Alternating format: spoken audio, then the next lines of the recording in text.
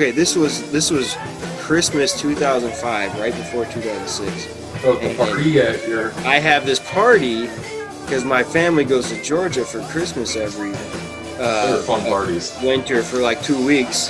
And this time I'm like, I just got this new job at the factory job we were just talking about. And I'm like, oh yeah, I gotta work. I tell my family I can't get off even though I could have. I'm coming clean on the podcast. But yeah, so then I decided to throw this party, and we decided just to have a band show because why not? And like at this point, I'm like playing like keyboard. I don't even think I played keyboard and sang. Yeah. And for whatever reason, we just asked Mark to play with us, even though we didn't play with him, in the Grit till years later. We just asked him to do the show because I don't know, for whatever reason. He was around, and Lucas played bass. Mark on lead guitar, and Nash sang backup too. And this was like me on lead guitar. This is pre-Grit, and before we were any type of Grit, because I think we did all covers except for maybe your original.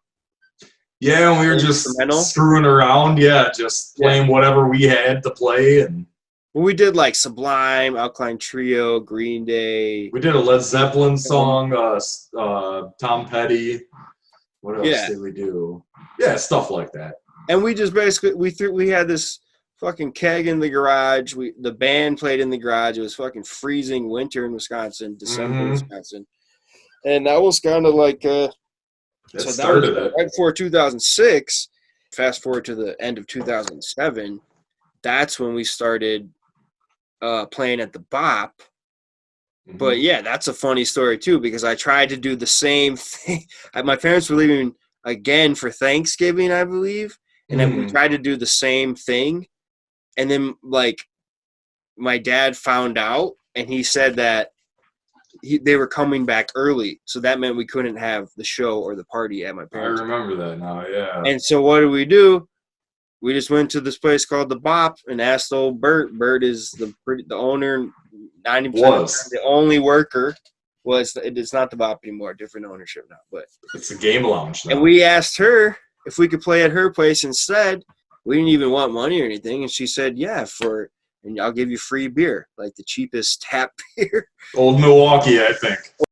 And eventually, Statutory Rock and myself ended up performing at the Bop, where like I would open by myself, then Statutory Rock Trio would do a set, and then we'd come together and it'd just be Jacob Green and Statutory Rock, where Lucas was on the drums. Nash actually played congas and sang backup and lead vocal. And then I played guitar. Dave played lead guitar. We had no bass when we were that formation, which is kind of weird. But it was like pretty laid back Bop shows, just kind of friends showing up. Oh yeah, playing for free beer.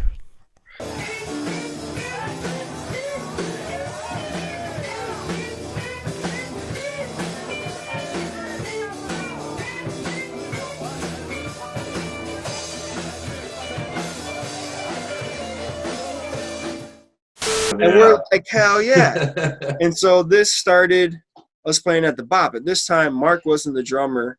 We basically had no bass. Lucas had to play drums. He wasn't the best at drums. He's a guitar player. And then I was playing rhythm guitar. Dave was playing lead guitar. Nash was like trying to play all the congas, and Nash would sing too. And then we started doing this thing. We started like playing at the Bop like almost once a month or something, to eventually the beginning, or I think it was like spring of 2008. I want to say March or April. Okay. And Mark, I started hanging back out with Mark, and then he joined. Lucas hopped on the bass, much better at bass than drums. Mark, much better at drums. And that's basically when we became the Grit, or Green and the Grit. And if you remember, a couple of the first shows when we were actually the Grit, when Mark joined the band and Lucas became the bass player, we actually had a bass player. I know at least one Mike's Roadhouse show and probably a Bop show, you guys would still do an opening set. Yeah. And maybe it was because, we didn't have a full set worked out yet. So, like, basically from, like, 2008, 2016, it'd be, like, maybe once or twice a year, the Grit would get together at the Bop, so you guys were already there. So maybe Statutory Rock would do like a quick set. Maybe not every time, but Yeah, once in a while.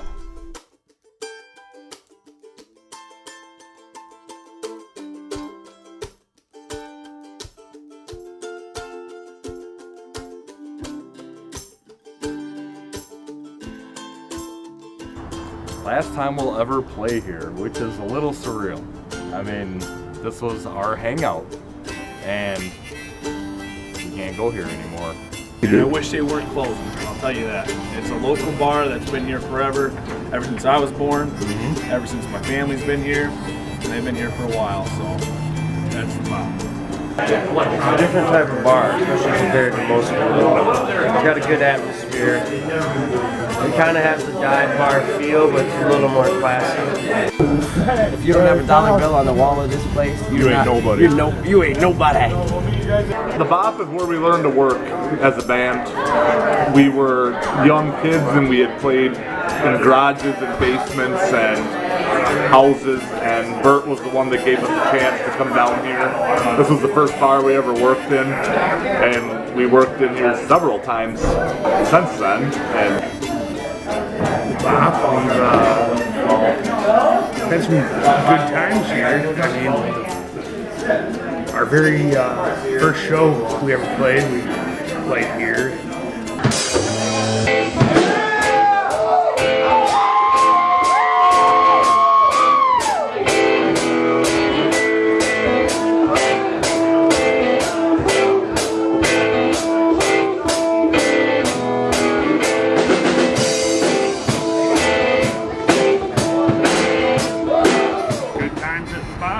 Freedom to do what you want. It wasn't feeling like you were going to some bar and playing a show.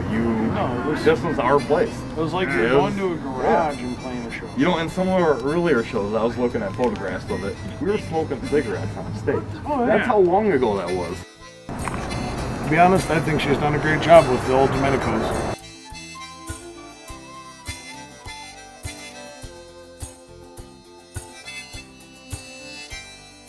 Well, that music video, that was fun.